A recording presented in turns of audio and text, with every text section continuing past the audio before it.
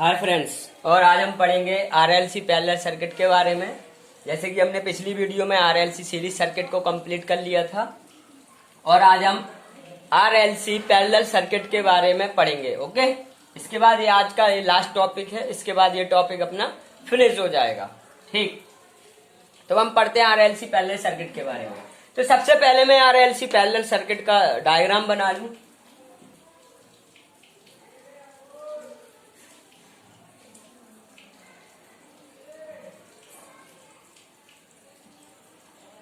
ये मैंने RLC parallel circuit का डायग्राम बना दिया है।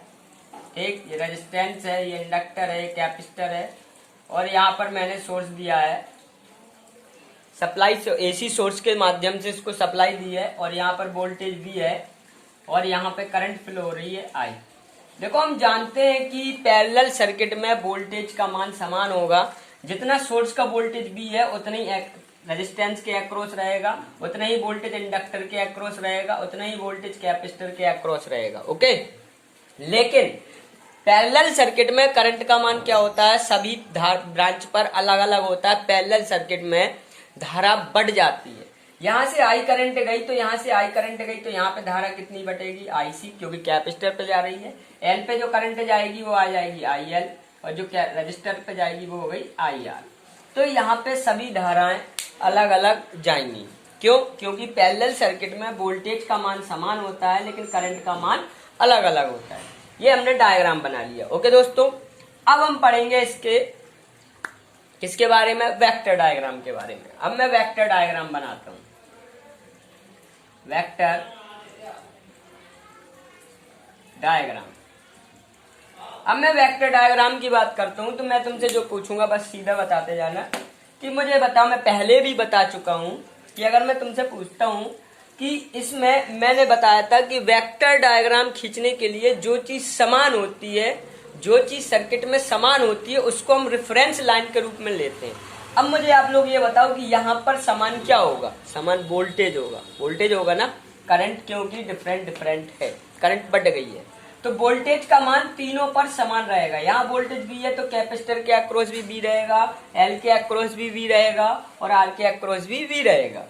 तो यहाँ पे जो चीज समान होती है हम उसको रेफरेंस के रूप में लेते हैं। ठीक, रेफरेंस वेक्टर, रेफरेंस लाइन के रूप में लेते हैं। तो मैं यहाँ पे क्या करूंगा कि एक बी वोल्टेज को मैंने यहाँ पर ले लिया, रेफरेंस वोल्टेज हो गया। ये क्या हो गया, रेफरेंस वोल्टेज हो गया, रेफरेंस वेक्टर खींच दिया मैंने।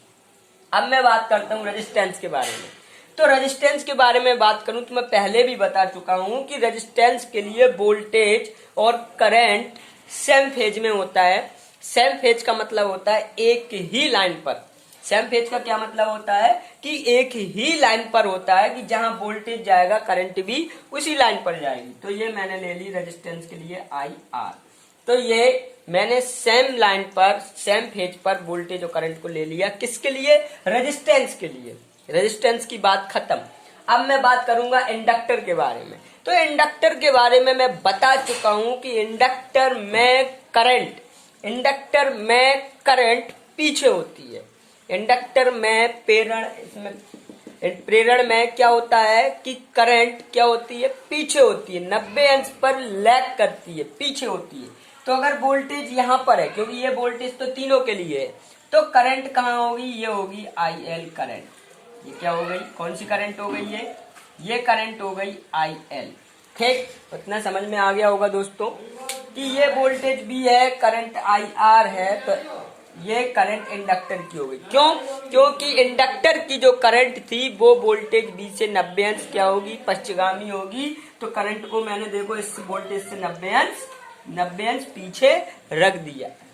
अब मैं बात करूं कैपेसिटर की। तो कैपेसिटर में करंट क्या होती है, कैपेसिटर में करंट 90 अंश लीड करती है। कैपेसिटर में करंट वोल्टेज से 90 अंश लीड करती है। तो वोल्टेज से कैपेसिटर की करंट 90 अंश लीड करेगी, यानी आगे जाएगी। आगे रखना है मुझे, तो मैं यहाँ पे कैपेसिटर की करंट को ले लूंगा। ठीक, ओके दोस्तों, इतनी बात समझ में आ गई होगी। इसके बाद यहाँ पर तीन करंट है। यहाँ पर कितनी करंट है, 3 करंट। तो मुझे तीनों करंटों का वेक्टर का परिणामी निकालना है। तो देखो परिणामी कैसे निकालते हैं, पहले हम इन दोनों का परिणामी निकालेंगे। जो आएगा फिर उसका और इसका परिणामी निकाल लेंगे। समझ गए? पहले मैं IL और IC का परिणामी निकालूंगा, रिजल्टेंट निकालूंगा, फिर जो आ जाएगा फिर उसका और IR का रिजल्टेंट निकाल दूंगा, तो तीनों का परिणामी निकल आएगा। ठीक है दोस्तों, तो मैं IR को यहाँ लिख दे रहा हूँ, IR।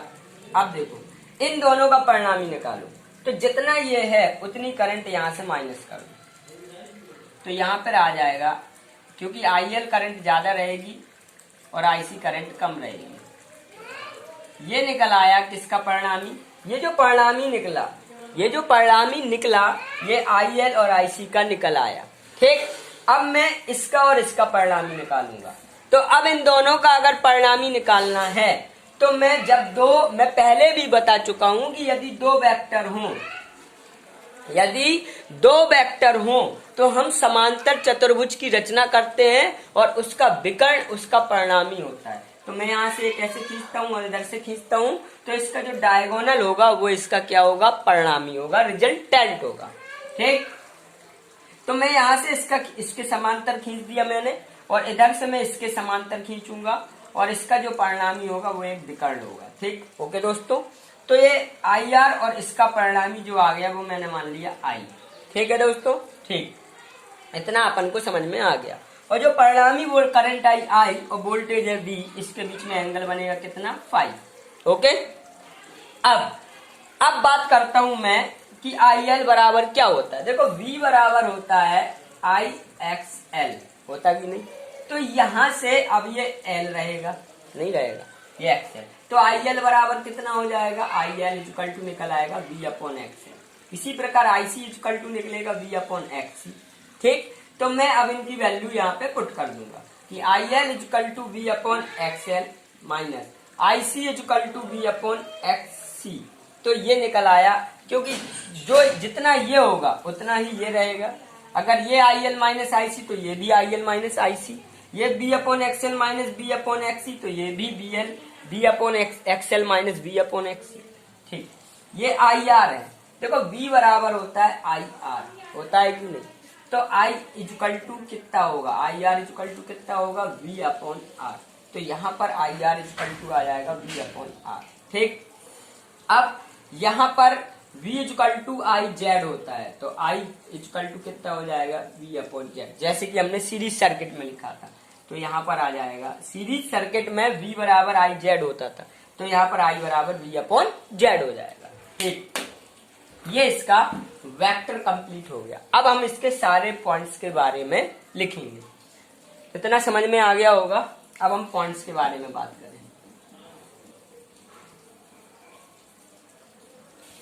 इसके सारे पॉइंट्स लिखते हैं। पहला पॉइंट चलता हूं मैं। तो कौन सी करंट पे? देखो रेजिस्टिव करंट, प्रतिरोधी धारा। तो कौन सी current? Resistive current,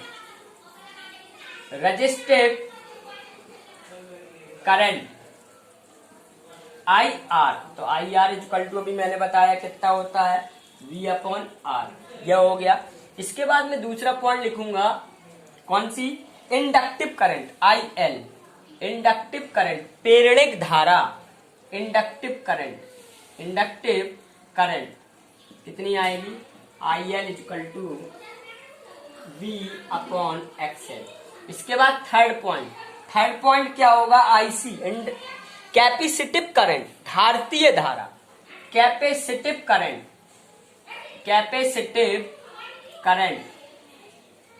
IC equal to V upon XC।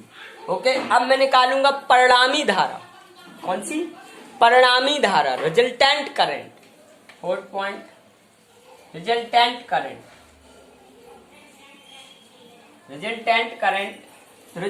Current ये निकालना है। करंट निकालना है तो मैं सभी धाराएं कैसे लूंगा? करंट। अगर ये IL माइनस IC है तो ये भी IL माइनस IC। कर्ण स्क्वायर इक्वल टू क्या होगा? आधार स्क्वायर, IR स्क्वायर, प्लस लंब स्क्वायर। लंब कितना है? IL माइनस IC है, तो ये भी IL माइनस IC होगा, तो IL माइनस IC का होल स्क्वायर। और यहाँ से स्क्वायर हटेगा तो ये निकल आएगा रूट। तो ये हो गई कौन सी धारा? ये हो गई अपनी कौन सी धारा? ये हो गई अपनी रिजल्टेंट करंट। तो ये 4 पॉइंट हो चुके हैं। ठीक है, अब ये 4 पॉइंट हो गए हैं, तब हम बात करेंगे अगले पॉइंटों के बारे में।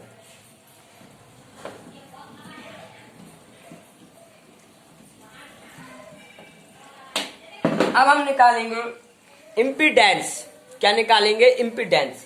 अभी अभी मैंने फार्मूला पढ़ा है कि आई इक्वल टू कितना आया था, यहां पर कितना आया था, I R square plus I N minus I C का स्क्वायर। लास्ट पॉइंट मैंने निकाला था। मुझे इम्पीडेंस निकालना है, तो इम्पीडेंस में कैसे निकालूंगा? पांचवा पॉइंट है इम्पीडेंस। इम्पीडेंस तो आई इक्वल टू कितना होता है? V upon Z. I R equal to कितना होगा? V upon R. I L equal to कितना होगा? V upon X L. I C equal to V upon X C का होल स्क्वायर। यदि मैं वी स्क्वायर कॉमन लूं तो वर्गमूल वी आ जाएगा, तो वी जेड, वी बाहर आ गया, कितना बचा? 1 upon R square, 1 upon X L minus 1 upon X C का होल स्क्वायर। वी से वी कैंसिल, तो अपनी इम्पीडेंस आ गई 1 अपॉन आर का whole square, 1 upon X L minus 1 upon X C का होल स्क्वायर। ये अपना निकल आया इम्पीडेंस। ये क्या निकल आया? इम्पीडेंस। 5 पॉइंट हो गए दोस्तों।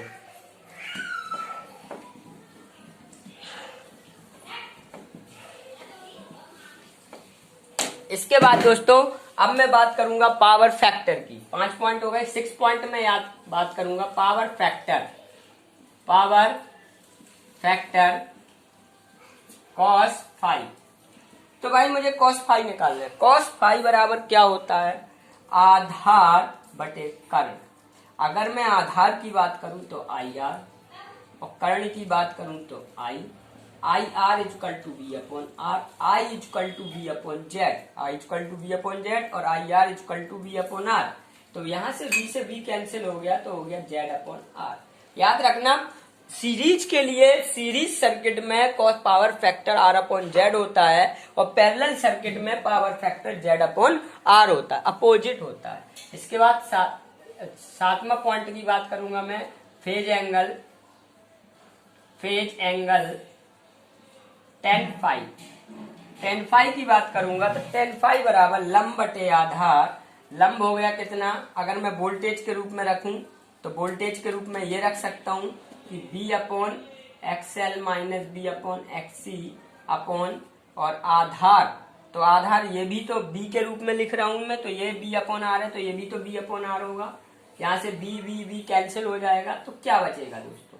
तो क्या बचेगा? ये आर चला जाएगा ऊपर, वी कैंसिल हो जाएगा, तो क्या बचेगा? tan फाइव बचेगा। आर ऊपर जाएगा तो आर को मैंने बाहर रखा, और 1 upon X L minus 1 upon X, ये आ जाएगा अपना tan फाइव। ठीक है दोस्तों, क्योंकि वी क्या होगा? कैंसिल हो जाएगा। इसके बाद अब बात करता हूं मैं रिएक्टिव फैक्टर की। किसके बारे में? Reactive factor.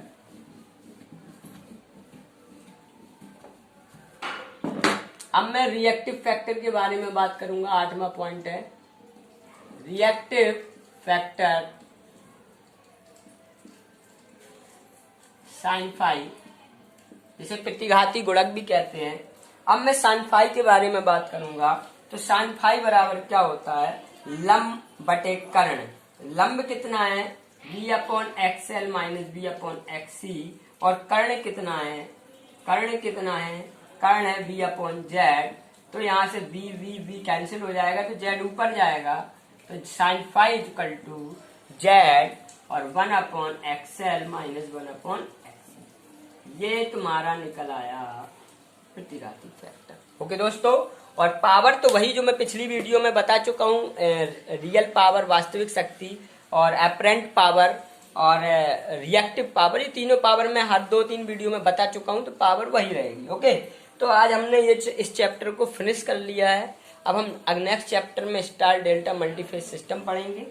तो अगर हमारी वीडियो पसंद आई हो तो लाइक करें, शेयर करें, और प्लीज सब्सक्राइब भी करें, और बेल आइकन जरूर दबा दें ताकि हमारी हर वीडियो आप तक पहुंच सके। ओके दोस्तों, आज के लिए इतना ही काफी है।